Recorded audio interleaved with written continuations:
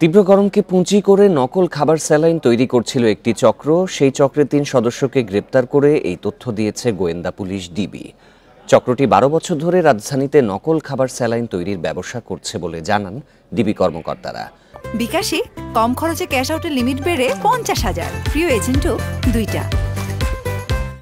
এর আগে ডেঙ্গুর প্রাদুর্ভাবের সময় তারা আরেকবার গ্রেপ্তার হয়েছিল। সকালে ডিবি কার্যালয়ে এসব তথ্য জানান ডিবি প্রধান হারুনুর রশিদ।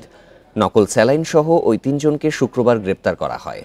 মূলত জনপ্রিয় কোম্পানি এসএমসির নাম নকল করে তারা এসএনসি নামে নকল স্যালাইন বিক্রি করছে। তীব্র গরমে বাজারে স্যালাইন বিক্রি বেড়ে যাওয়া আর উপজেলা নির্বাচনের কারণে গ্রামে খাবার স্যালাইন বিতরণের জন্য তারা এই কাজ করত বলে জানায় ডিবি। স্যালাইন বানানোর জন্য কেরানীগঞ্জে আলাদা কারখানাও করেছে চক্রটি।